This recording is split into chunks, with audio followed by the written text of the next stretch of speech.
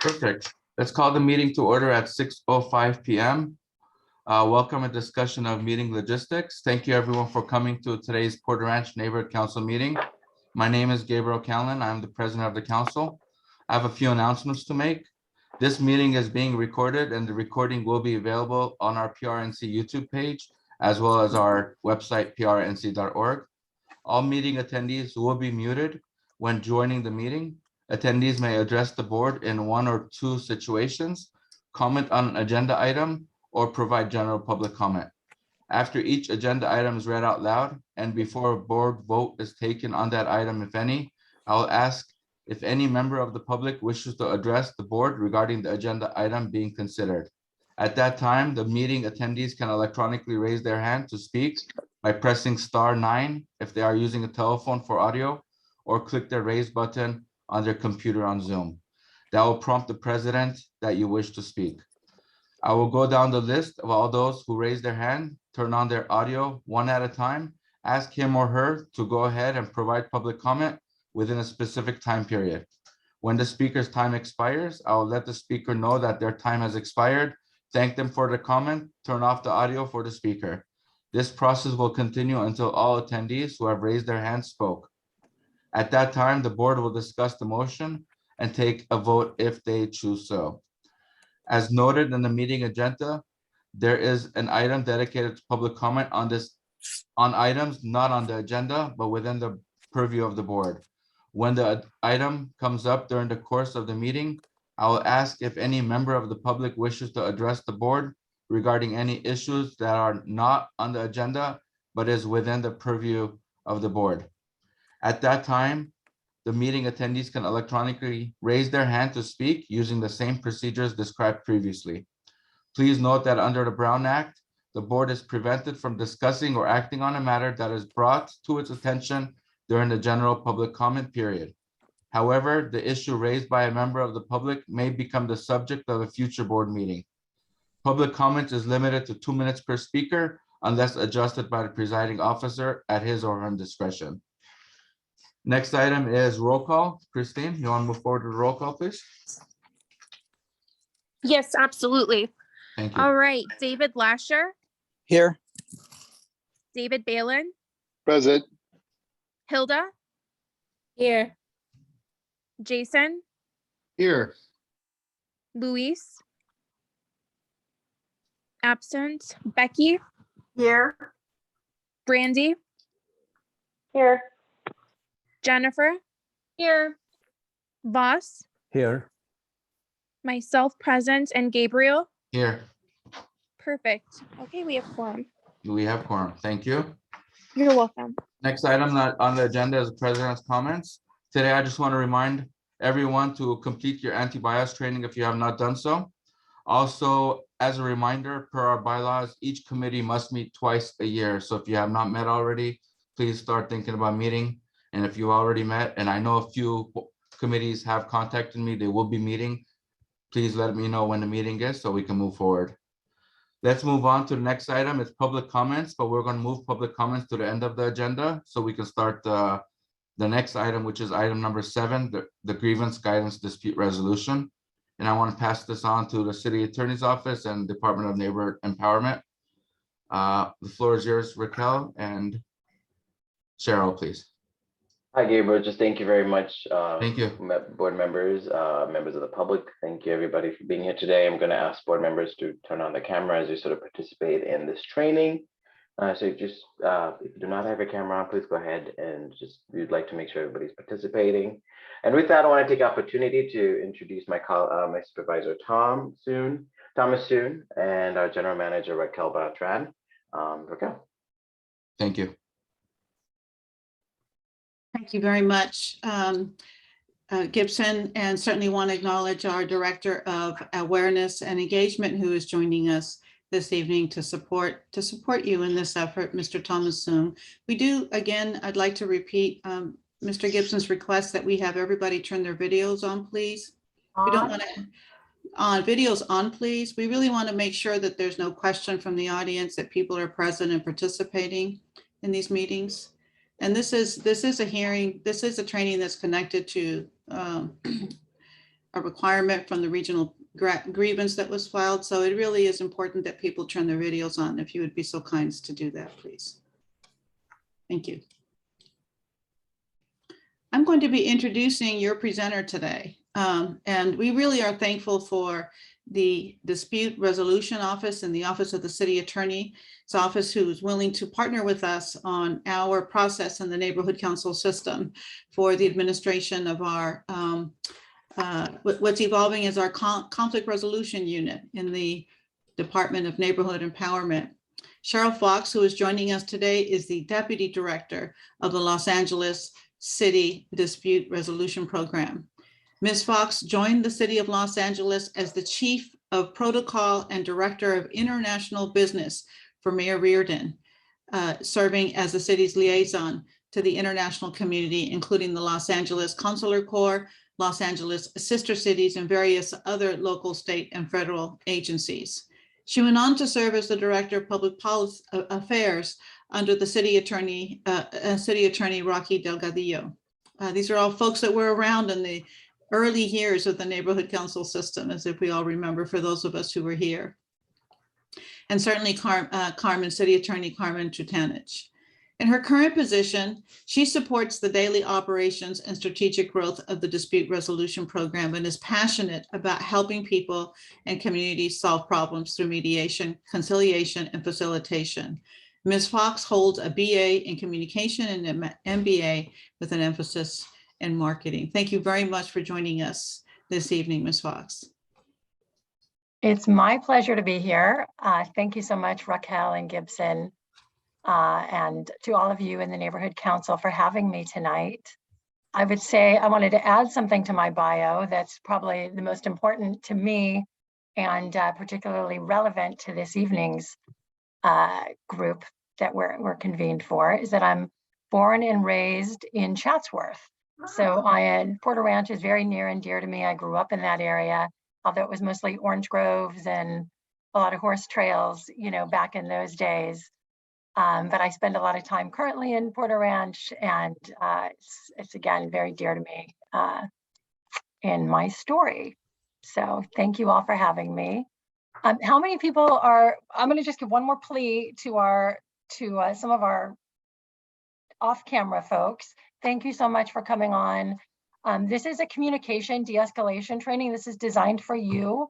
This is designed to benefit you in your work here as volunteers for the Neighborhood Council, as well as in your lives, personally, professionally, all aspects. You know, communication really impacts everything we do, every relationship we have. So if you're so inclined, again, it's much appreciated. It's not as much fun talking to a blank screen or just a black square. I'd love to see your faces. Thank you so much. Hi, Jason. Hi, Hilda. I see a hand raised with Hi, it's Christine Merchant. Yes. I'm having video difficulties, so I apologize. I'm trying on my end though. Thank you. Thank you for sharing that. Well, You're hopefully welcome. you'll be joining us soon. And I see Jennifer Absolutely. has a hand raised as well. Jennifer? Hi, Cheryl. I'm driving, but I'll be home soon. Oh, thank you. Appreciate you Thank you. mentioning that, and look forward to seeing you soon. Thank you. Likewise. Thank you. All right, so we'll go ahead and get started. I am going to ask to share my screen, if we can do that. Of course. 1 second. This is my first time on webinar, so No I'm not worries. familiar with how we're doing. Carol, may I just interrupt and see if we can check in with David and Terry to see what's happening with their videos? Oh, please. Thank you. Terry is the minute taker. Okay. Oh, no problem. Thank you very much. Are you talking about David Lasher or David David Balin? Lasher? David Lasher? I think he's driving in from, because he works in Burbank, so I think he's on the road coming in, if I'm not mistaken. Pasadena today, and I'm just back in Pasadena, so I'm on my car. Thank you very much for checking in. Ms. Fox, can you share now? Is it allowing you? I just gave Okay, you I'm permission. not sure. Okay, let's see.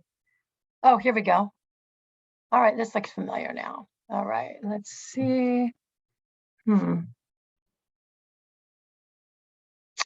okay. Give me just a minute here.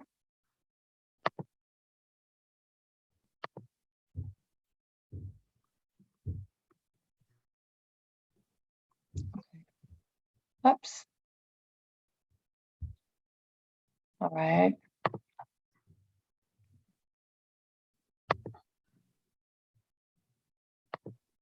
There you go. There we are. I did it. Okay, wonderful. Before we dive in, I just want to get a sense of who in the group is familiar with the City Attorney Dispute Resolution Program and the work that we do. Anybody? Okay, so great. I have a fresh new audience here. I'm going to just talk for a few minutes about the work we do because we're a free service that's offered in the City of Los Angeles. Before I dive in though, I also just want to ask, questions are welcome. I want to talk and really engage with you and hear more about, any particular questions, specific questions you might have, general questions you might have, but we're limited on time. So if I'm going to just ask, is there a chat function here? If we can just kind of keep the questions in there's no chat? There's Q&A. No. Oh, there's Q&A. Okay, so Right. we'll put the questions in the Q&A, type them in, and we'll circle back and address each and every one of those at the very end. Thank you. All right. So first of all, just a quick word about, Raquel gave a little bit of background about me, but I want to talk a little bit about the work that I do with the Dispute Resolution Program. We call it the DRP, and we are the city's mediation center. So we offer free mediation services to any resident, business, or entity in Los Angeles County. We're grant funded by the County of Los Angeles, so we serve beyond the city limits, well into the county. And we mediate all types of disputes, anything, really the full spectrum of dispute, anything except for criminal matters and mediations with minors. But other than that, we do a lot of neighbor-to-neighbor disputes, a lot of landlord-tenant disputes. Those are really our bread and butter, if you will. And we do a lot of organizational disputes. We do community facilitations. We do, we really do come in and we're there to address all types of conflict through a variety of different tools and resources that we have available. So I'm going to make sure that you all have access to not only my contact information, but also a flyer about the work that we do, so you can share both with your fellow board members, with your neighborhood council at large, and the greater community in Porter Ranch, because we would love to work with you all. I also wanted to mention that we are a completely volunteer-based program, so we train community members to be mediators. We offer a free 40-hour basic mediation training, and our mediators are community members just like yourselves. They all started out just as community members interested in giving back and adding to their community, and they come through our training, they get certified as mediators, and then they become our workforce, and they work currently via Zoom. We're all in this virtual world, which has actually been surprisingly effective for mediation. And we're mediating, we like to say, mediating disputes in the community by the community. So it's community members solving problems within their communities. And we, it's incredibly well received and an effective tool that we find. Just one more quick note, we also have a community police mediation program. So for our volunteer mediators, if you're interested in becoming a mediator or you know someone who is, we also mediate disputes between the community and when there's complaints from the community against LAPD personnel, sworn and civilian personnel.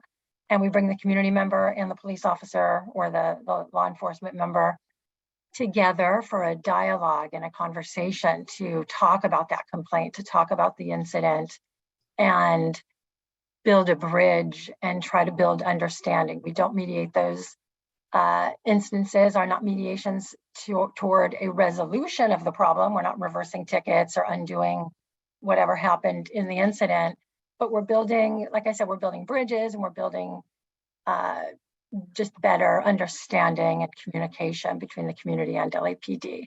So again, I'll make that information to you available to you all. And if you personally or your neighborhood council or again, your greater community are interested in either receiving mediation services or perhaps applying to become a volunteer mediator with our program, we'd love to talk to you.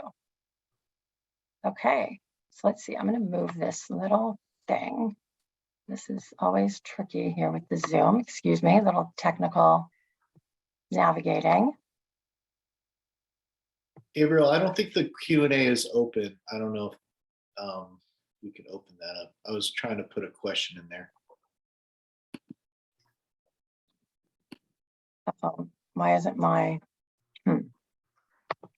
Oh, here we go. I just changed settings. It should be now. Oh, there we go. Okay, perfect. So the goals and objectives of this training: understanding the nature of conflict. What is conflict? We're going to deconstruct it and try to understand conflict so we can have a better grasp of how to manage conflict. Exploring how and why we respond to conflict. We're going to look at why conflicts happen and the consequences of not addressing conflict in a healthy and constructive way. And we're going to talk about skills and techniques to address conflict in a healthier, more productive, effective way of communicating. So what is conflict? I'm going to open that up. Anyone want to take a shot at defining conflict for us as a group? Gabe, I can answer. Gabriel, please. maybe two people who have the same idea but look at something completely differently, so they conflict in their main thoughts and try to address the situation different angles, and they both believe they're right when they might both be right or one of them is right, but there's no way to resolve that issue because they're at a deadlock.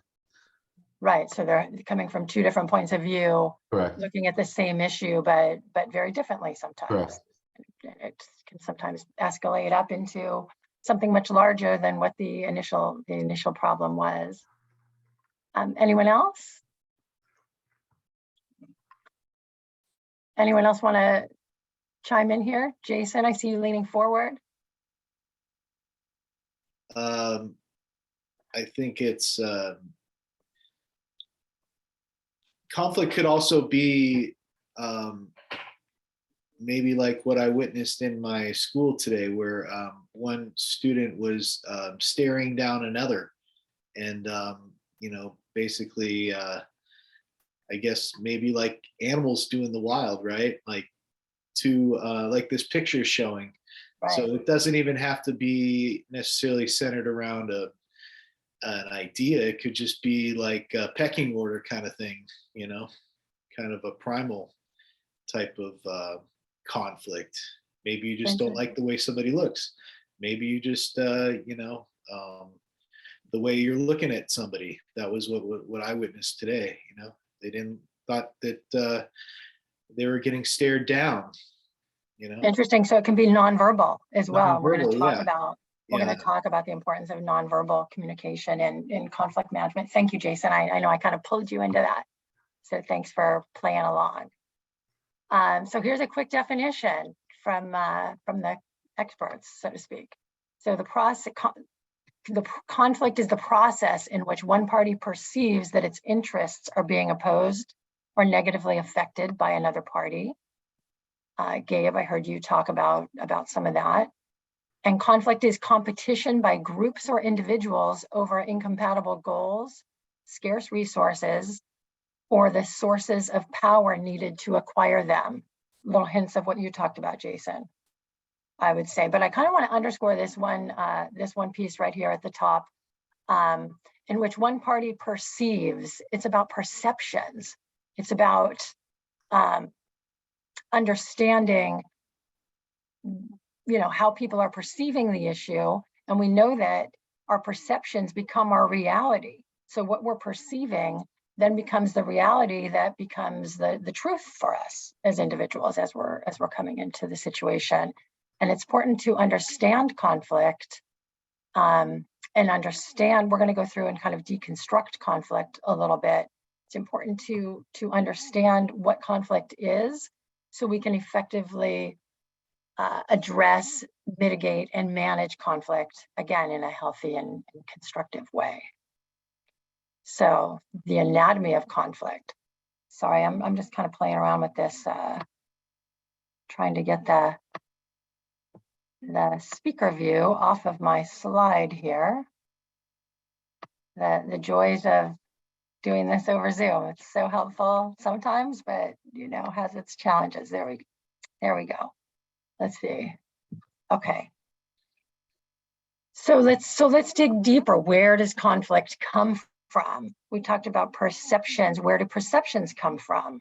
All of these things here that you see: perceptions, culture, history, emotional reactions, self-concept or self-esteem. They're part of the narrative of our story. We all come with a story to conflict. Gabe, you talked about that, different points of view. Our story about an event or situation is made up of each and every one of these things. So it's important to know when people are at odds, at disagreement, they oftentimes have a much different perception of what took place. It might seem so clear to us. It's just black and white. It's right there. It's plain to see. But we're all coming to this with different perceptions, culture, emotional responses based on our past, based on past traumas or events that have happened, that weigh things differently for each and every one of us. So understanding these differences and how different people are coming to the same event or the same matter and finding themselves in disagreement. If we can understand this, then we can better understand how to mitigate that and navigate those differences, have empathy for those differences and perceptions, and hopefully build a bridge and resolve the conflict successfully. So oftentimes we find ourselves avoiding conflict. That's uncomfortable. We don't want to dive in. We don't want to go there. We could spend a whole separate training talking about the continuum of conflict or conflict management styles. We all have our own personal conflict management style, from competition to collaboration, avoidance, accommodation. I think I had them all. And oftentimes, though, depending on where we fall on that continuum, and depending on a host of different factors, we find ourselves afraid of conflict, afraid of what will happen if we confront that situation, and go into the eye of the storm. This slide here, this is developed from an expert in the field, this guy named Patrick Lencioni. He's written several books. He's got a lot of really great material out there about conflict, if you want to check that out. If we avoid conflict when we don't have the skills, when we're afraid of conflict, and this model here demonstrates that conflict right here, the second rung up, is at the foundation of a team, okay, the fear of conflict. So if you want a dysfunctional team, this is what you do. Each layer, if not dealt with effectively, will escalate up to the next. And then you'll end up with an entirely dysfunctional team. When you don't address conflict early, you lead to a team with a lack of commitment, avoidance of accountability, inattention to results. People just don't care anymore. So again, the imperative is address conflict swiftly and effectively to keep the team functioning and keep it functioning well. Let's see.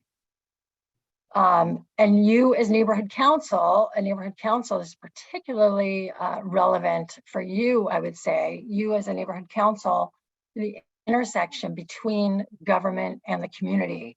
So it's important to understand conflict and to reflect it back in a healthy way. You're a team, and communication and having the right strategies and knowing how to deal with conflict is essential. When conflict breaks down, just to go through this really briefly, you start with an absence of trust, right? When there's a conflict, it's not resolved, you're not trusting the other person, and that can lead to expressions of frustration and anger, lack of accountability and personal responsibility, lack of commitment and engagement, lead to apathy in the community, and then ultimately a community in disrepair.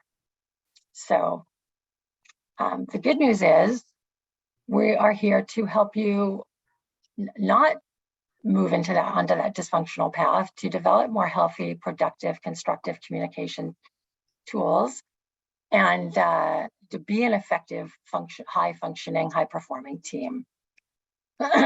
So now we're going to talk about some skills to help you get there. I'm going to start with a brief story. A brief story about two children just coming home from school. They bound into the house, hungry, tired, as kids often can be when they come home from school. And they see a ripe, juicy orange on the counter. Both of them, we'll call them Jack and Jill, both of them leap with joy and excitement. They both want the orange, but there's only one orange. So a fight breaks out and they, go toe to toe and until they end up in a big entanglement. And mom walks in. She said, "What is going on in here?" And they're both yelling and screaming. They both want the orange, and this one won't let me have it, and that one won't let me have it. And the mom says, "Enough, I'm solving this problem." She takes the orange, she puts it on the cutting board and slices it right in half and says, "Here, each of you have the orange." And with that, the kids burst out crying and run to their rooms in complete despair. So what happened?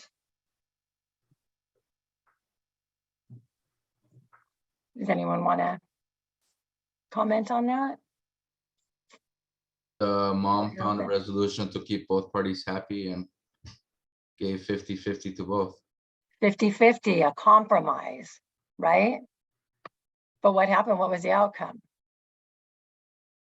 Did it work? Well, they're both still going to be upset they didn't get the whole thing, but at the end, they got what they got, which is 50%. Right. So quite often we overlook a valuable collaboration when we settle for compromise. Exactly, Gabe. The mom compromised 50-50. She solved the problem independently and swiftly. And what happened to the parties? They went home. They went away crying, threw the oranges, half oranges in the trash, and they were very upset. What I didn't share with you is why the kids wanted the orange. So Jack wanted the orange because he envisioned a delicious cold glass of orange juice on that hot summer day. And he was going to take that orange and juice it up and have himself a nice full glass of orange juice.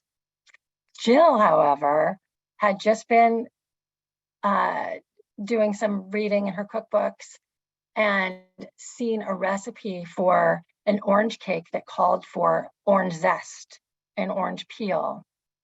And she wanted the peel of the skin. And now she just quite simply wouldn't have enough. So their position was what? They both wanted the orange, right? That was their position. Their interests, however, were entirely different.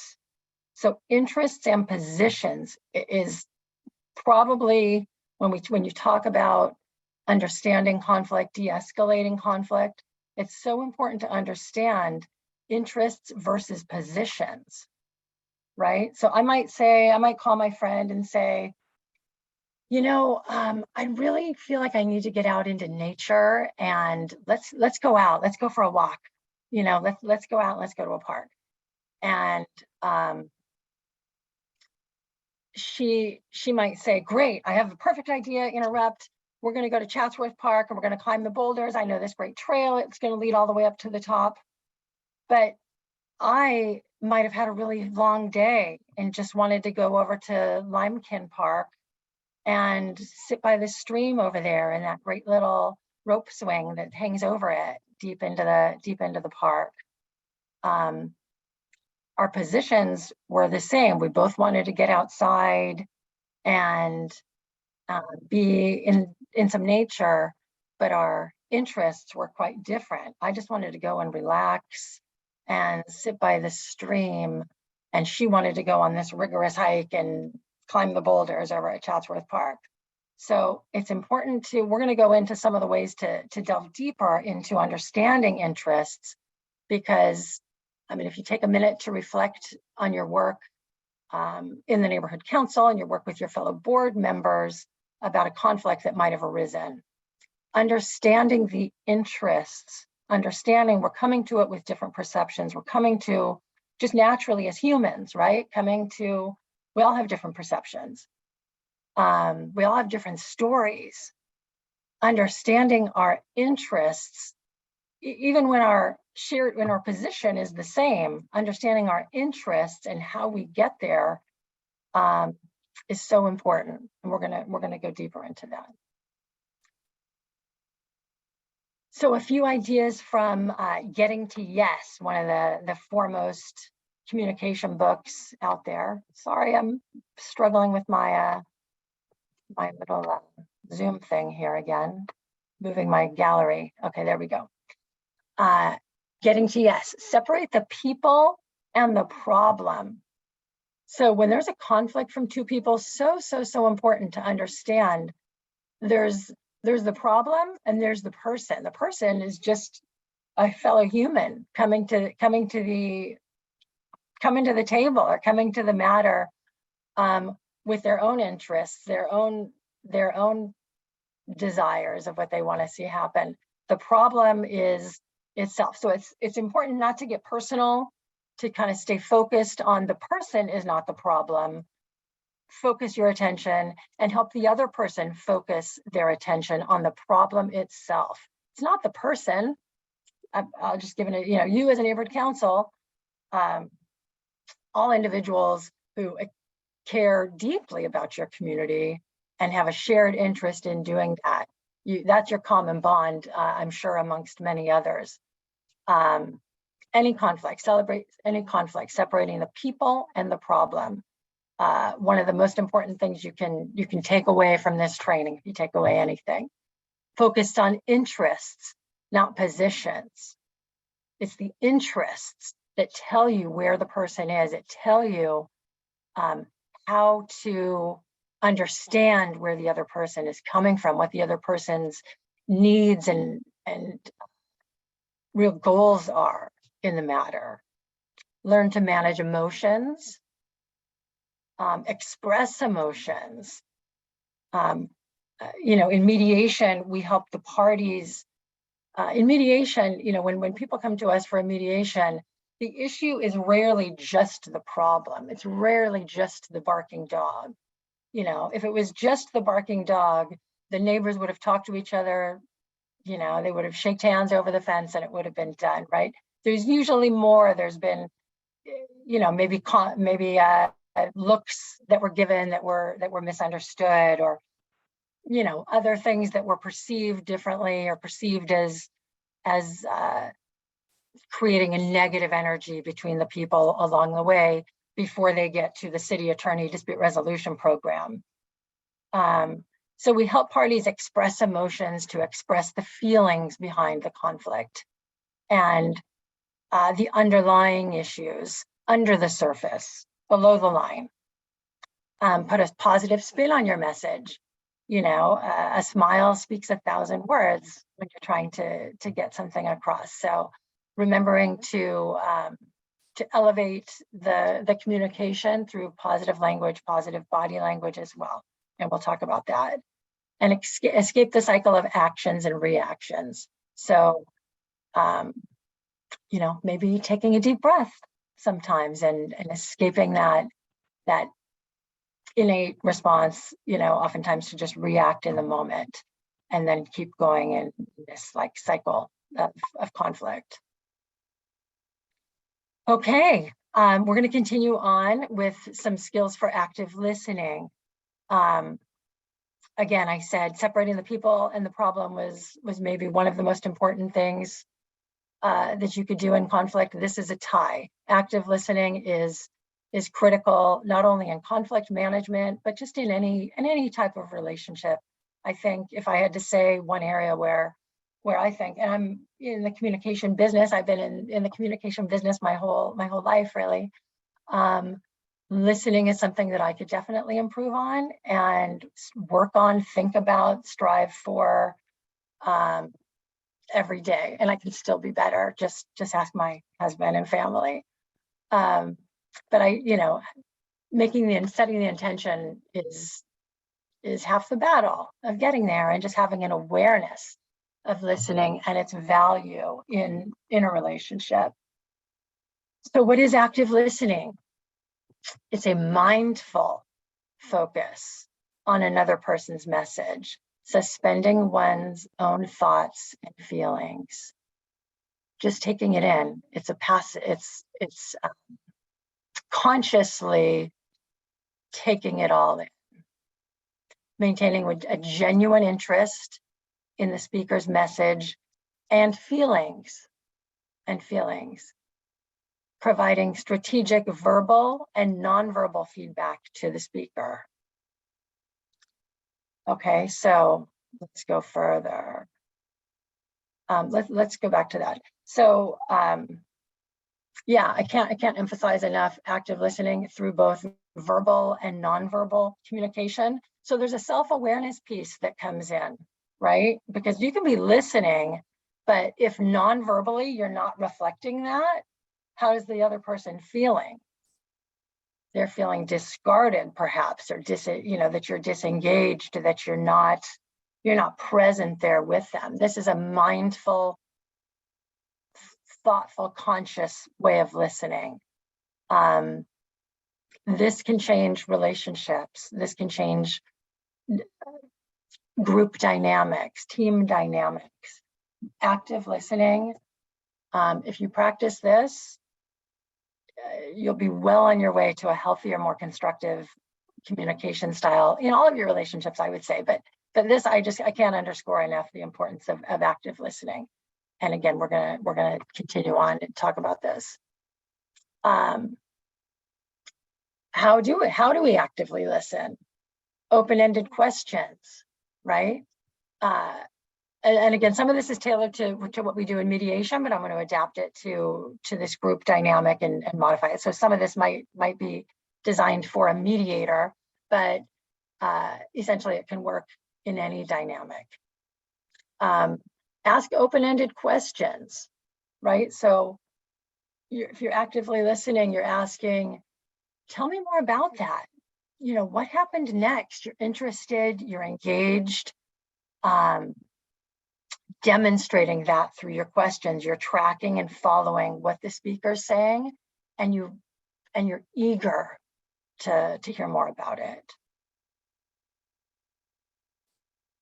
Encouraging communication. So when you're actively listening, again, you're saying, tell me more about that, conveying interest and encouraging the speaker to say more about the topic. Clarifying questions. Examples. What do you mean by that? Are you saying that? Can you say more about? So really delving into the heart of the matter, and again, just that conscious, mindful presence that you're there and extracting information, learning about the matter at hand in a way that is building understanding between the two people in the event. So we talk about restating. We use this is one of the core elements of mediation that mediators use. You're getting the secret sauce of mediation right here. But what we do in mediation, again, for those of you who aren't familiar with mediation, is where a neutral third party acts as a mediator between two parties in conflict. But you can do it one-on-one, you can do it in a group setting. This is, again, just an incredibly powerful tool. A brief restating of the other person's ideas, emphasizing facts, right? So when you're in conflict with someone, in a mediation as well, restating what was said in a neutral way, So you're taking the sting out, you're taking the emotion out of what has been said and just stating the facts. And we say things like, what I'm hearing you say is, let me make sure I'm hearing this correctly. So you believe it's again, a powerful tool to use in de-escalation when there's conflict. It's hard. This is the first time I've taught this training, by the way, in such a condensed format. Typically, we've done this de-escalation training is like a 3-4 hour training, and we build role plays into it where we practice and bring a practical application to the learning. So I'm just trying to condense a lot of information in here in a short amount of time. So forgive me if it's going too fast. And again, we'll answer any questions about any of this at the end. But the concept of restating, we have a little exercise that we do for this too that really demonstrates of how it's done. But restating and summarize or reflecting. So reflecting back, using empathy, reflecting back.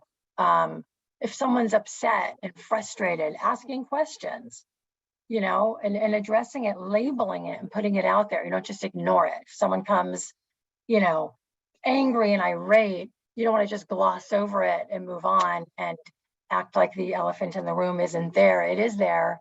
And it's that person's perception, it's that person's story, and it's everything to them in that moment because their amygdala has been engaged, they've got cortisol and, you know, hormones running through their brain and their blood, and they're in a physiological heightened state. So in de-escalation, we want to talk about what's happening. We want to talk about the elephant in the room and identify the emotion. You were pretty disturbed by this. It sounds like you were really suffering, and showing empathy for how that person's feeling in that moment. Again, empathy, this is not you know, lowering, you know, changing the power dynamic or changing the positioning in the conflict. It's simply acknowledging and giving space to the emotion in the room, because the emotion's there whether we talk about it or not. And when we don't talk about it, it doesn't go away. Oftentimes it escalates when it's being ignored. Summarizing. So demonstrating, again, understanding. When we're working toward understanding, it's a process, right? So we're summarizing what we're hearing the other person say. Concisely restating the important facts, ideas, and feelings. We're not gonna parrot back everything that was said. Oftentimes people are angry and they say things, maybe use words or profanity that can be inflammatory or escalate the hostility in the moment or in that conflict. And again, pulling the sting out of the words, pulling the hostility out of the words, and summarizing it back, demonstrating this is important to me, demonstrating an understanding of what's being said, and also taking a pause to clarify any misunderstanding. By summarizing midway through the conversation, you give everybody the opportunity to be heard and to set the record straight if there's a misunderstanding before you go too far down the road and that misunderstanding gets cemented or, you know, layers on top of it until it becomes this, you know, big unmanageable ball of misunderstanding and conflict. And you guys are calling the city attorney DRP to help unravel it. We want you all to be able to use some of these techniques and help, again, manage conflict more effectively within your own body. So just some examples. It sounds to me like there are two things that really most matter to you. You know, you've heard the priorities, you've heard the interests of the other person. I've heard you say the following things are important to you: first, second, and third. Again, really like clear, just the facts, not the emotions. You know, the feelings are good, but you want to take the emotions out, if that makes sense. Validating. Showing appreciation for the speaker's efforts and actions. Conflict isn't easy, right? So acknowledging that, you know, the other person is putting their best foot forward and coming in good faith and goodwill to have this very uncomfortable conversation. You know, things like, I appreciate your willingness to talk about such a difficult issue, or thanks for sharing this tough situation with me. You may completely disagree and have a completely different perception or reality, but just acknowledging the fact that the other person has come forward, you know, it really disarms the moment, if you will. Reframing, again, this is a little bit more of a mediation tool that we use, but think about it. Think about ways that this can be applied in other communication settings, because it most definitely can in a heated moment, a heated argument. It's the process of changing the way a word is thought or presented so it removes the sting. Remember, we talked about that earlier when we were talking about restating and summarizing. We're pulling the sting, we're pulling the hostility, the anger, the bad feelings, maybe the personality conflict or what have you, out of the moment, and restating it in a way that's neutral. It still captures the speaker's emotion, but in a less aggravated way. So he's a liar becomes, so you believe that he was dishonest. It's completely different. It's the same thing, but it feels completely different to the other party being spoken about. She's a backstabber becomes, so you feel you were betrayed. So our words matter. You know, the words matter. In mediation, we talk about building mediation muscles. And our mediators go through this process as part of their development, part of their training, where we teach them and we practice using neutral language, adapting what the parties have said into a more neutral, less inflammatory manner, while still getting the emotion out. We're not going to say, you know, change it completely, like he's a liar, and say, you know, something that this person, you know, in just using this example, the person truly believes that there was some dishonesty. So we got to call it out there, put it on the table. But again, the feeling behind these words is a little bit different. So it's the words matter. Body posture. Okay, where's Jason? I can't see you, Jason, because I just have this little bar at the top. But especially in this world that we're living in, this virtual remote world where we're all speaking to each other on this, you know, little rectangle here that we're all staring into. Body language matters. Body language matters. In person, certainly. Via Zoom, it takes on a whole new meaning because we're only seeing a little bit of each other. There was a study that said that 96%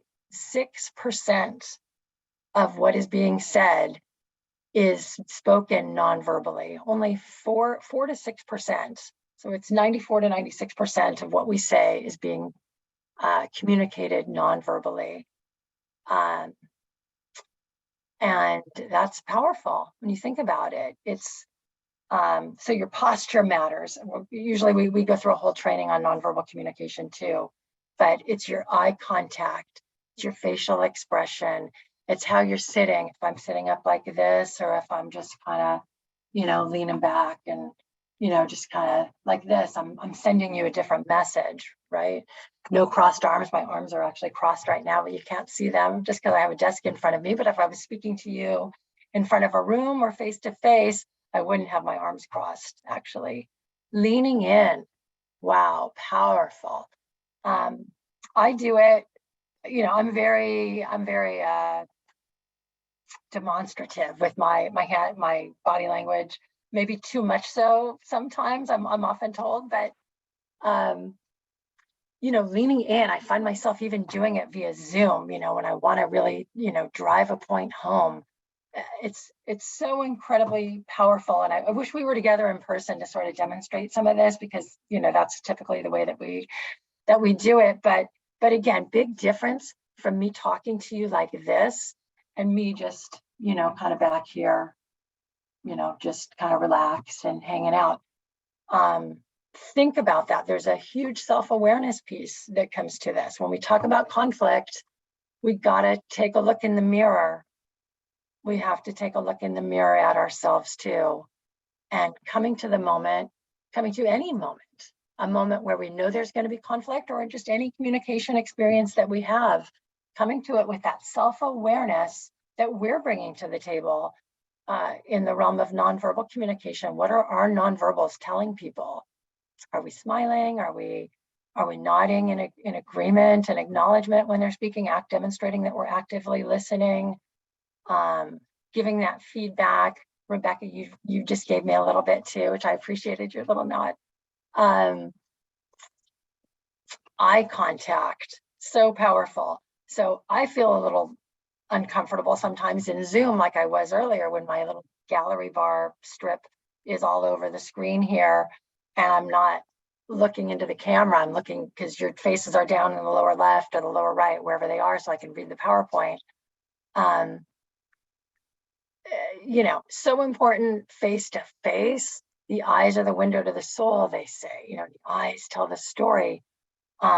Via Zoom, it takes on a whole new meaning, because sometimes, if I wanted to look you in the eye, I need to look at this little camera to look you in the eye, right? So I want to look at you, David. You're showing up on my screen right now and giving me nice eye contact. So I'm going to use you as my example. Like, if I want to look you in the eye, I'm not looking you in the eye, right? I'm looking not at the camera. So just something to keep in mind when, you're in a moment. Let's say you find yourself in a difficult conversation, or perhaps, in a moment of resolving conflict with a fellow board member or fellow council member, remembering that, not only do we have to sort of be mindful of the pictures on the screen, but when you want to be heard and you're saying something meaningful, saying it into the camera, so that, you're giving that virtual eye contact to people.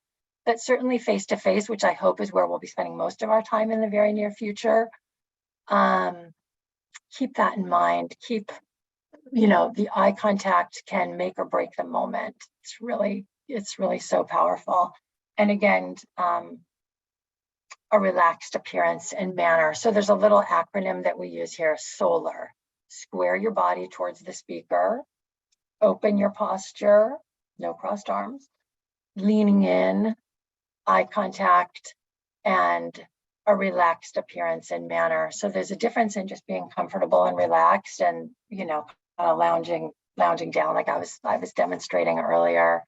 But taking a deep breath, being relaxed, letting your emotions, when we're in conflict, it again creates this physiological response where there's a whole thing that we do, and we had to take it out for this time, but we can send you the slides and some information if you're interested on how the brain works during conflict, what the physiological responses are happening in our brain that signals to the rest of our body, the cortisol and adrenaline, and the effects that it has on our pulse rate, our heart rate, and our fight flight response in conflict. You've heard of that.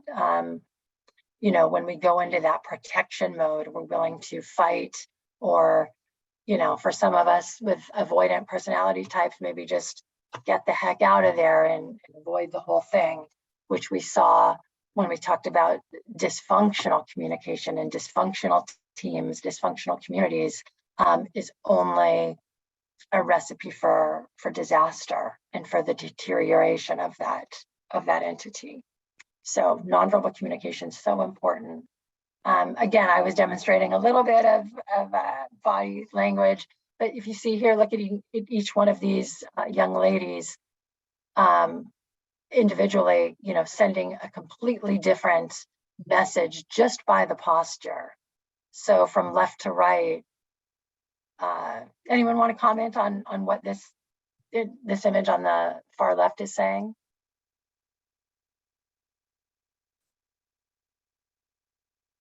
Anybody? David, with all that good eye contact earlier, come on. What's she saying?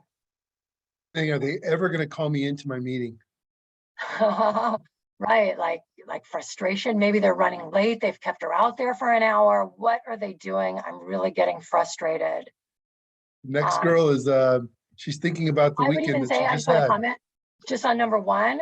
I would even say maybe disappointment, right? You know, we all have our different perceptions about.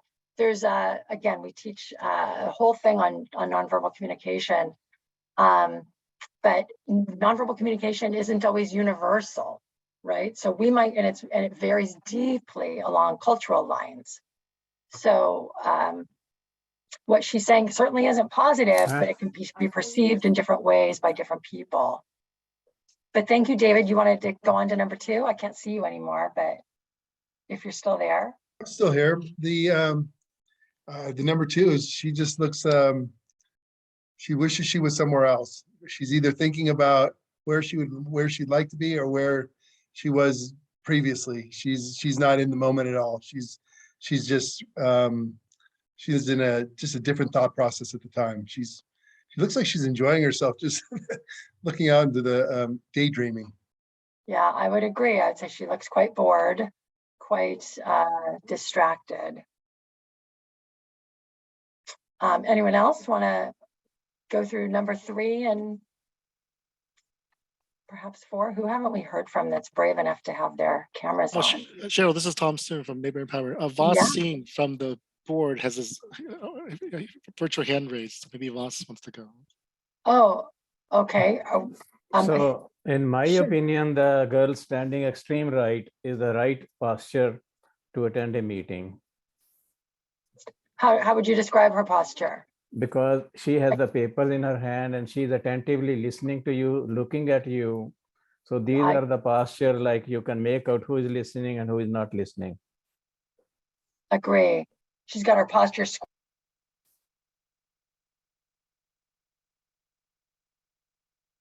squared. Her facial expression, what's her facial expression telling you? You know, she's looks joyful. She looks eager and happy and like a positive person. So thank you for that, Vaughn. You're welcome. Okay, so we're going to summarize a little bit here. Sorry, I'm moving around my gallery here again. Excuse me. So active listening do's. Focus on the speaker, paying attention in a relaxed and present manner. This is again for a mediator, so minimizing note taking, but this might apply to your work in the neighborhood council too, or in a board meeting or something like that. Giving that eye contact. If you're actively taking notes and I'm like scribbling down the whole time and writing away, how's that making you feeling? If I spent the whole training like this, you know, reading my notes, I'm not with you. So actively, consciously, mindfully being present and in the moment and communicating that verbally and non-verbally to the speaker. This is a big one. Patiently letting the speaker finish speaking, not interrupting. Again, this one has a lot of cultural implications too. Has a lot of family implications. Like my family, we all kind of like talk, you know, a million miles an hour, and we're all interrupting. The conversations are all like one big ball of, you know, a collage. Other cultures, other people, and different types of families, that might be extremely foreign and offensive. So we all have kind of a different tolerance, a different comfort level with interruptions, but certainly in a formal setting or in a group setting, let the other person finish speaking. Again, it's the number one way to show respect and to show, again, acknowledgement that you're there and you're present and you care about what's being said. and provide feedback to the speaker. We talked a little bit about nonverbal communication. Verbal communication is critical too. I mean, particularly it's difficult via Zoom, right? Because if we're giving too much verbal communication, we're doing this one where we're interrupting or not letting the person, it creates all of this, feels like an interruption, which in Zoom, is highly unfriendly and unpleasant. But when we're face to face, verbal cues, following along, like, okay, I see, right, yeah, I understand, following along with positive, encouraging, clarifying. We talked about verbal cues through the conversation. Active listening don'ts. Don't lose focus of the speaker. Again, the eyes are the window to the soul. Don't form a judgment or evaluation before understanding what is being said. I'm going to repeat that one. Don't form a judgment or evaluation before understanding what is being said. So active listening is not building a case in your mind, building what you're going to say, building your retort, building your setting them straight, telling them how they're wrong with each and everything they're saying. It's not planning what you're going to say next. It's taking it in a non-judgmental way, taking it in for what is being said. And then when it's your turn to speak, of course, addressing all of those things. But when that person's when you're in the moment, giving that person the respect to be heard. And likewise, we'll hope that they will give you the same courtesy and consideration when it's your turn to speak, by truly being present with you and actively listening to what you're saying. You don't, again, this is more for mediation, but this may have relevance to your work in the neighborhood council as well. Don't offer advice. We all come to the moment with our perception, with our story. When there's a problem, let the other person get it out.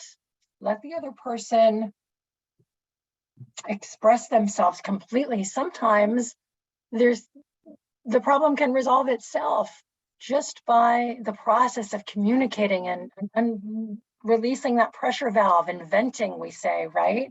Just let them get it out sometimes. And sometimes that's enough.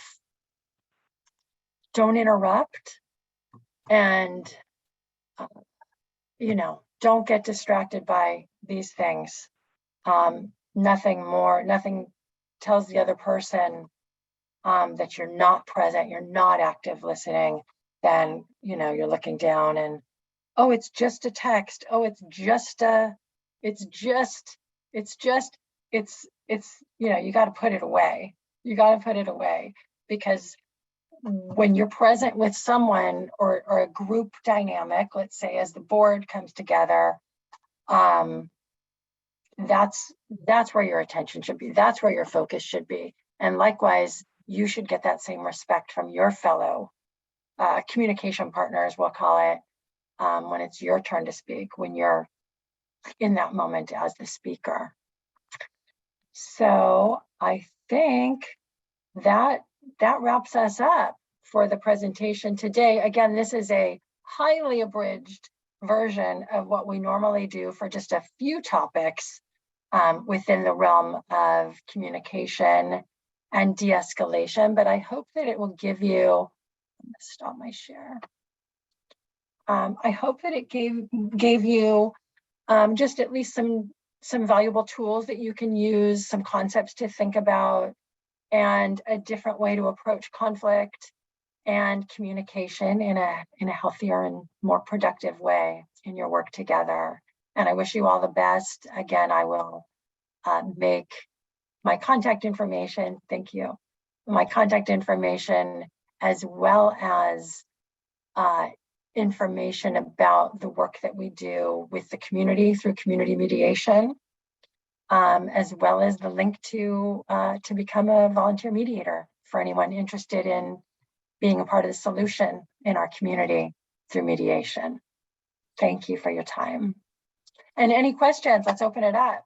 Thank you, Cheryl. Thank you My very much, pleasure. Cheryl. Thank you. My Well done. pleasure. Thank you. Does any board member have any questions for her? I guess I just kind of a comment or maybe some feedback. You know, I want to thank the general manager and, you know, Thomas and Gibson and you guys for all being on this. And so that's why I'm going to give a little feedback. And I guess based on what you were saying, Raquel, we're putting this behind us, right? I mean, that's kind of where we're at. I didn't know what this was going to be like going into it because I kind of thought maybe it was going to be because, like, you know, Ms. Fox mentioned the elephant in the room, you know. But I guess we're not going to discuss the elephant in the room. But I mean, I'm familiar with a lot of the things you're saying. Being in sales, I understand a lot of what you're saying, but I think it's definitely beneficial information. My comment is just on the system itself, and I know, you know, this was all inherited from you, but you know, the process is kind of like a judicial process that we're dealing with. So when a dispute arises or somebody's not getting along, it's almost like a lawsuit, you know, it's almost like going to court, you know. And the problem with that is I watched this thing unfold and everybody was putting all their ammo out, you know, like, for example, one side would make a case on like, and it just spirals, kind of makes it worse, right? So like you have maybe a disagreement on something, but then as you go through a censure or whatever, there's a laundry list of, you know, different things that are said, and it just kind of makes it worse, right? So what would be nice is if we could have a process like what you're talking about, Ms. Fox, where, you know, you could bring the two people together, you know, like let's say there's something that's going on in a meeting that people aren't, you know, that two people are disagreeing. Maybe you could bring those two parties together with you off in private, you know what I'm saying? And just kind of work through the issues, right? And then you could generate kind of a report or kind of a summary, and like using the techniques you spoke of, right? Like how you're saying to de-escalate things. Because like, honestly, I know Becky very well, and I listen to her and you know, Assad as well. And, you know, I see both perspectives, but then when I look at it, knowing both of them, I know that like one person is thinking somebody else is, it's just like different perspectives on things, like almost like a misunderstanding. So I think if there's a way to kind of step away, because to do it in the context of a board meeting, and it's almost like I was saying, a judicial review, like where you have like, you know, the attorney presents the case and then you have the rebuttal, and it's like, it's just bringing out all the big ammo, you know, and it really doesn't need to go to that level.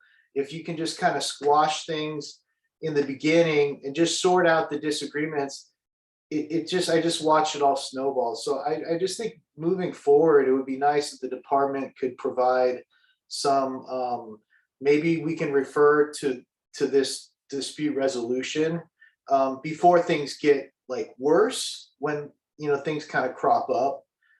So that's all. I just have some, you know, some kind of feedback, but you know, I enjoyed the presentation. I totally agree with everything of it. I think just people are stubborn a lot of times in their thoughts, you know, like if they think something's this way, no matter what you say to them, they're not going to change their mind. And that was my experience, you know. Right. And We talked about the story, right? The conflict is Yeah. really a story of all of those things. So we all have our story, and it's sometimes difficult to change that narrative. But that's, you know, that's why there's value in the work. There's value in doing so. It takes hard work sometimes, especially when the dysfunction has been allowed to escalate forward. But thank you for your comments, Jason. There's a comment from, or a question from Brandy. Brandy? Looking for Brandy. Brandy's on the telephone. Okay. Hi, Brandy. Yes, we hear you. Go ahead. Okay, thank you. Hi. Yeah, I wanted to give feedback and kind of back up what Jason just said. I feel like the process that we have in place right now for the grievance and all of that actually caused an escalation in issues rather than a de-escalation, which is what the ideal would be. And honestly, I think the fact that this meeting is happening tonight is also indicative of a complete failure on the part of the entire process, because, you know, it's been mentioned, but I think it's worth continuing to mention. Most of the, people who were directly responsible for bringing the grievance in the first place are primarily not even on the board anymore. And this board has already changed over, like half the board has changed. And what remains is mostly people who either weren't there for the incident or voted against it in the first place. So that makes this feel like it took so long that this meeting, this mandatory meeting of training, is not being done to help solve the problem or to help the people who were involved, but to check off a box so that the city can say they checked off this box. And that's neither effective nor efficient in handling anything. And I think that this should be used as a case study to go back and see how we can make better improvements so that the people who are involved and do need the information get it at the time, get the assistance they need at the time that they need it in a timely manner, and that the people who are less involved don't end up being pulled in.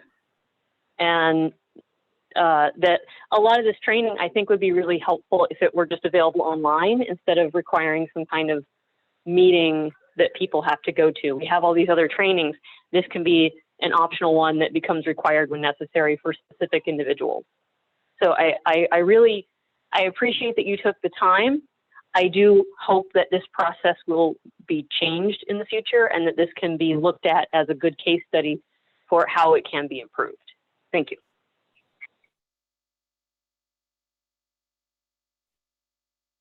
Thank you. Ms. Fox, you're muted. Thank you. Yeah, I just wanted to say there was Assad, you had a question earlier, and I apologize for not seeing it earlier. Is that question still an open question for you? I see your hand up. Should I bring him in? Talk? Okay, Sure. yeah, my question is different one. Okay. Like we are here One second. Assad, go ahead. Yes. Hello? Yes, we're here. Thank you, Cheryl. Yeah, the question I just had a definition online of what I think of conflict. I'm Assad Al-Najjar, the former Porter Ranch Neighborhood Council Vice President and currently City of LA Program Manager with 32 years experience in grievance resolution and very active within Mayor Garcetti interfaith efforts. Plus, I represent the City of LA as an expert witness in courts. I thank you for today's presentation, and I thank Ms. Beltran and Empower LA for today's training session. And I like many of the points and techniques you showed, and I hope that PRNC and A. Gibson is really taking notes of what you said to be implemented. However, I think the main point which was missed to be discussed today is to address ongoing violations by few of the board members, and that I will leave the names anonymous here. There is ongoing from now on, every now and then, violations of the Brown Act with backdoor discussions on agenda items. There is violations of code ethics, postings on Nextdoor. There is discrimination, I feel, against Arab Americans, Persian Americans, Muslim Americans. There is collusion to fix voting outcome in the past few months we noticed, and it's, you could see it on video. The list of violations continues, and without any resolution by the NA Gibson. You are here today because an inexperienced panelists decided unjustly in grievance 254 and made it mandatory that PRNC board members have this training, when in fact the training which I requested on behalf of PRNC board was to the grievance panelists themselves, Carol Newman and Glenn Bailey, which, they took it on their own to decide whatever it is, and you could see the video violated LACMC 22.818. PRNC Grievance Committee tried hardly to resolve the last grievance through mediation, but was ordered directly and instructed by Gibson Namabura and Simi Park at the time to not resolve, which could have been resolved and we could have ended peacefully in the whole board. The problem here today is Empower LA is illegally attempting to mandate regulations set for civil services employees and trying to implement it on unpaid volunteers. This is not fair to this board that you apply city regulations given by the Memorandum of Understanding with the various unions, and you want to apply it on these guys who get $0 for their continued work and contributions. The biggest problem, in my personal opinion here, is the mishandling of the NA Gibson. He was overwhelmed. He has too many neighborhood councils. And this is a big liability to the city, to the PRNC. And you've seen how the city right now have pending lawsuits because of Simi Park's lack of acts. In conclusion, I partially agree with Jason. We have to move forward, think positive, put everything behind. And from this point over, there should be zero tolerance for any discrimination, any Brown Act violations or collusion. And Gibson, I love you, but I think it's time maybe Porter Ranch community have a different NA so that there is a different flavor and have you as a backup. And beside that, I'm available, Raquel, anytime to work with you, Capri Maddox and all that, because this issue is not only Porter Ranch, this is affecting 99 neighborhood councils. And we have to find a form. Brandy, I'm not going to comment on what you said. I'll leave it, with no comment. And thank you, the board, for what you do. And hopefully you could utilize whatever resources, limited resources I have for you. Thank you. Thank you, Assad. Ms. Cheryl, would you like to comment? I think I'm not sure that was related. The majority of it's probably related to Empower LA. So I'm going to defer that to Raquel and her team. I need to actually excuse myself. I have time probably for one more question. If it's related to the communication techniques and training that we talked about, I'm happy to stay or make my email address available to all of you. Okay, I see two more questions about the de-escalation training and about, I'm not related to the Empower LA. I'm with the City Attorney Dispute Resolution Program. So I'm going to leave those matters to Empower LA, to the experts to handle those matters. But I would love to be a resource about any of the training or communication questions that y'all have. And if I can help, I'm happy to help. Okay, I see several hands. Okay, let's start with Christine. Floor is yours. Yeah, thank you so much. I just wanted to kind of make a comment. I'm a new board member and I'm actually, quite frankly, super tired of just all of this stuff that's going back and forth. I just feel that there's people outside of the board that keep just inserting themselves and just bringing up stuff from the past. It's a big waste of my time. Christine, just real quick. I'm going to ask if this is kind of related to board matters. No, it's not. Oh, it had okay. nothing to do with, it had nothing to do with your training. I was just putting in my 2 cents from the last comment. That was me. Thank you. Let's circle back to Christine. Yeah. David, do you have a question for Jason, 1 second, Jason. Yeah, I'm going to probably, I need to actually excuse myself and move on with my evening. I see David, if it's okay, can we just address? You can just drop me, if you can just drop your email in the Q&A, we'd be grateful. Yes, or just give it to us either way. Thank you for your time today. Absolutely. I'm not. What we can definitely do, Cheryl, we'll share with all board members. So you get an email with, we'll do a follow-up email after this meeting. Beautiful. Yeah, wonderful. All right. Thank you all the best. My love to Porter Ranch always. And thank you very much, Cheryl. Everyone. Appreciate it. Thank you very much. Thank you. And with that, Mr. President, did you want to just continue the meeting to the public comment on agenda items? Yes, let's go to, shall we just go to the next item? Did anybody? Yes, we could definitely do that. Christine was still speaking, I think, and we kind of cut her off. Did you want to let her finish? No, but go ahead. I didn't want to. Thanks. No Yeah, worries. I mean, I just feel like we're always just kind of bringing up the same stuff and we're attacking just, different leaders within our community every time they come on. And I mean, just people outside of the board making commentary, like, we're talking about, the training that we just had, sensitivity and everything else. And then we have people chiming in saying that, you should be off the board and, off of our team, basically. I just think it's kind of disgusting. I'm a Middle Eastern American. I think there's several board members on here that are. I have not experienced anything like that with just, anything racially. So I don't know. I just think we need to drop it at this point. Thank you, Christine. Jennifer?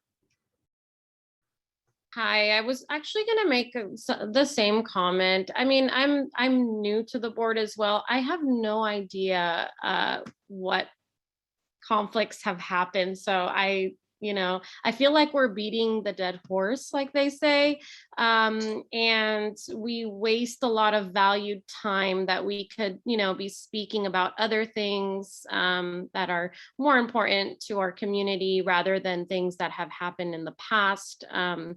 So that's all I want to say. And I really love the presentation. I wanted to ask Cheryl for a copy of her presentation, but I didn't get a chance to. Thank you, Jennifer. And last comment, David Balin? I was going to lower my hand, but I do have something to say to all the board members. We have to be mindful. When the community comes and gives comment, we should never react or give comment back because that could put this board in jeopardy. So please be mindful. Thank you. Thank you, David. Actually, we have one more hand and then we'll move on to public comment. Hilda, floor is yours. Hi, I just want to say that, yes, I am new as well. I really came in because I want to make a change. I want to make a difference to our community, work together. And I believe in communication myself. And communication is the key to a successful relationship among us together. So I think I don't know what the issue was. I don't want to hear about it anymore. And want to be positive so we could all work together. We're here because of our community. Let's just leave everything, all of our personal stuff separate. And I think this is a great team. We could do this. So let's move on. Thank you, Hilda. Let's move on to item number 6, which we skipped a little bit ago, which is public comment on items not on the agenda, but within the purview of the board. All right, Assad, floor is yours. Thank you, Mr. President. So now it's like on a more of, everybody think of me of negative, so I'll get you to the positive. So as we know, there is a lot of street lighting out, close to 300 units out. Gabriel and I worked on which units are out, and Becky gave us some feedback on which one. The good news, as of today, we restored almost 60 out of the 300. And hopefully within the next 3-4 days, you will see all the street lights working and effectively, there is no problems. If you see any issues, please send it to me. If you don't want to send it to me directly, send it to Gabriel and he could forward to me. Location, or any problematics, all that. We had issues with the traffic system on Mason and Rinaldi, and Mason and Cessnan by the school. Unfortunately, it was a DWP transformer that blew up and we took care of it right away. Meanwhile, I appreciate all your work, guys, and whatever happened prior to July 2021, for me, it's water under, gone, and I hope it's the same thing for everybody. And thank you all, and thank you, Raquel and Gibson, for what you do. Thank you. Thank you, Assad. With no further comments, Raquel, Gibson, Thomas, you guys want to add anything before I move to the next item?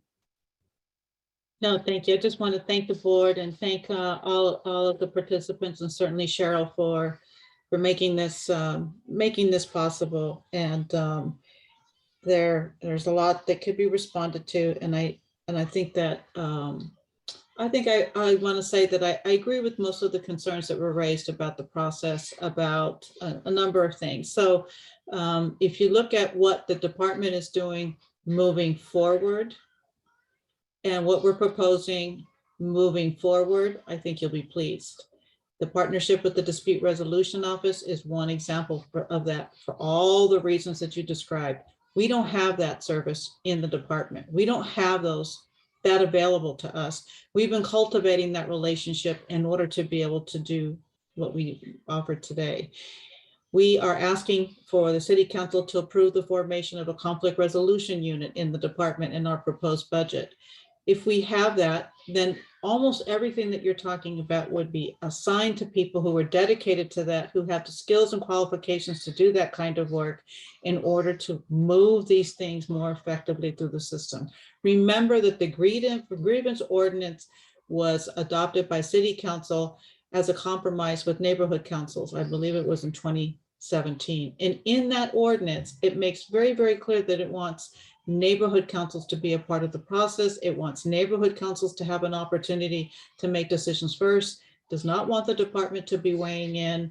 It really wants to allow a peer-to-peer kind of coordination about these issues. So for that reason, and in the spirit of that, a couple things that were required by the regional panel. One was that you had training on diversity and equity. We consider the ABLE training to take the place of that. There was no need for us to create another training for you when that training was happening. We were respecting your time.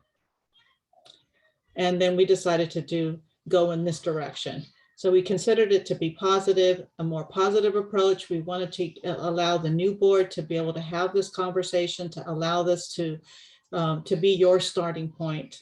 And it's only, I can only tell you that I hope that this was the right choice and that it moves you forward.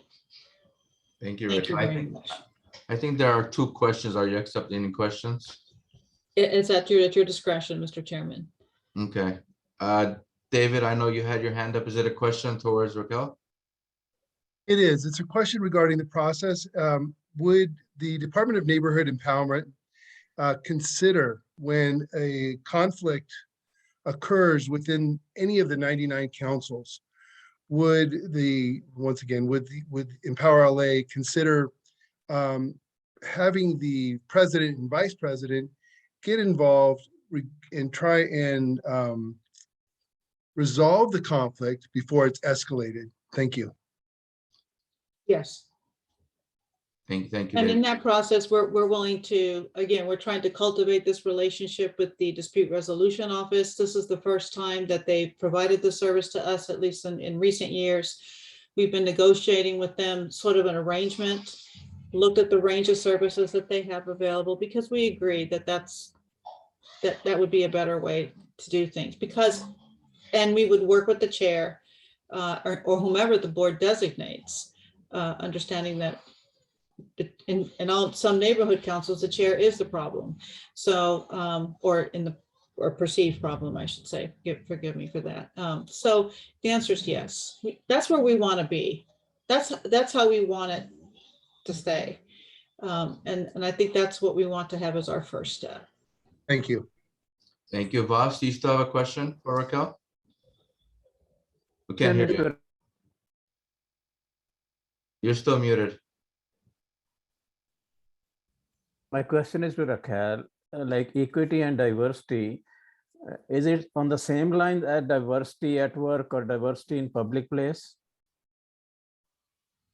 The training that for diversity and equity is the anti-bias training on Cornerstone.